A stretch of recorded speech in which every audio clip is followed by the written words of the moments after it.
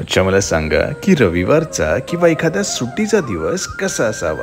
माझ्या मते सगळे घरी असावे, गप्पा गोष्टी सतत चालू असाव्यात आणि ठरल्याप्रमाणे माशांचा बेत असावा. त्यात जर सगळ्यांनी जेवण बनताना हातभार लावला की त्याची चव अजून वाढते, यात काही शंकाच नाही. आमच्या इकडे रविवारी बाजारात जायचं काम आई बाबांचं असायचं. बरं, आज कुठला मासा बनणार हे तो किती ताजा दिसतोय हे त्यावर अवलंबून असायचं. मासा बर्फातला वाटला की दुसऱ्या कोळीत मावशीकडे जायचं हे ठरलेलं असायचं. बाबा नेहमी म्हणतात की मासा जर ताजा नाही तर तो मासाच नाही. घेताना तो एकदम बर्फीच्या तुकड्यासारखा दिसला पाहिजे आणि समुद्राचा खरा सुगंध त्याला आला पाहिजे. बरं, दरवेळेस असेच ताजे मासे भेटतील याची काय खात्री? कारण जून ते ऑगस्ट मध्ये आपल्याकडे मासेमारी बंद असते. याचं मुख्य तो कारण म्हणजे माशांचं प्रजनन. या कारणामुळे मासे त्यांची संख्या वाढवू शकतात, जेणेकरून समुद्रातलं संतुलन टिकून राहतं. मग काय 3 महिने मासे नाही खायचे? अहो नाही हो, तुम्ही लिशियसचं नाव ऐकलंय ना? अशा वेळेस आम्ही मासे लिशियस वरून मागवतो. हे लोक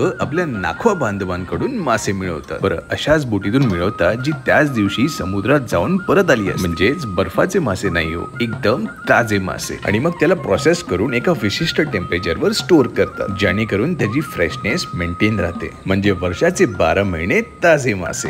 अरे, बोलता बोलता रेसिपी झाली. पण तर एक काम करतो, रेसिपीचे सगळे डिटेल्स मी तुम्हाला कॅप्शन मध्ये देतो आणि ही रेसिपी बनवायला ताजे मासे भेटले तर ठीक, नाहीतर लिशियस वरून ऑर्डर करा. व्हिडिओ लवकरच अजून एक अशा भन्नाट रेसिपी सोबत. पण तोपर्यंत हॅपी कुकिंग.